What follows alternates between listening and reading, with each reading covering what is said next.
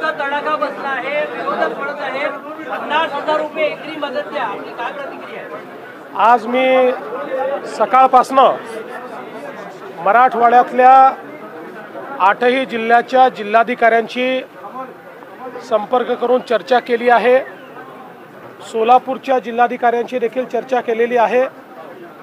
Relief आणि रिहॅबिलिटेशनच्या संदर्भात ज्या काही उपाययोजना आपण केलेल्या आहेत त्या संदर्भातल्या सूचना दिलेल्या आहेत.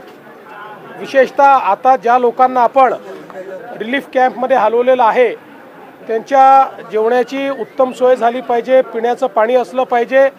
यासोबत काही ठिकाणी जनावरांच्या चाऱ्याच्या संदर्भात प्रश्न निर्माण झालेला आहे. तर मी जिल्हाधिकाऱ्यांना सांगितलं आहे की तात्काळ चारा घेऊन आणि जनावरांकरता चाऱ्याचा पुरवठा देखील करण्याच्या संदर्भातली व्यवस्था आपण केली आहे. आपण जे 2000 कोटी रुपये ऑलरेडी रिलीज केले आहेत त्याचं वाटप देखील सुरू केलेलं आहे. यासोबत ज्या ठिकाणी घरांच्या मध्ये पाणी घुसलेलं आहे त्यांना तातडीचे 10,000 रुपये देणं याची देखील सुरुवात आपण केलेली आहे.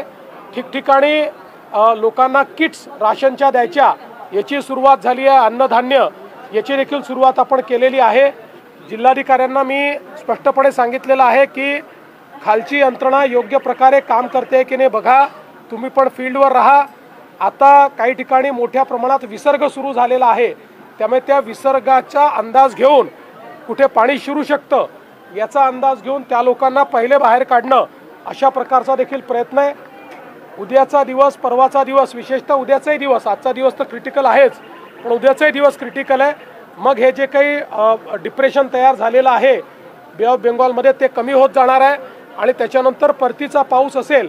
त्यामुळे पुढचे 2-3 दिवस अलर्ट मोडवर राहून कुठल्याही प्रकारची हानी होणार नाही किंवा कमीत कमी हानी होईल अशा प्रकारची व्यवस्था करायला आपण सांगितलेली आहे.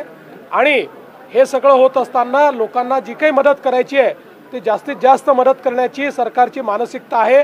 म्हणून आपण हे देखील सांगितलं आहे की सरसकटच पंचनामे त्या ठिकाणी करा, लिनियंट राहा. कुठेही फार कायद्यावर बोट ठेवून, फार नियमांवर बोट ठेवून लोकांना त्रास होईल असं कोणी वागू नका. त्यामुळे त्या संदर्भात एकूण सगळ्या नुकसानीची माहिती आमच्याकडे आल्यानंतर अधिकची काय मदत करायची आहे त्याचा निर्णय सरकार करेल.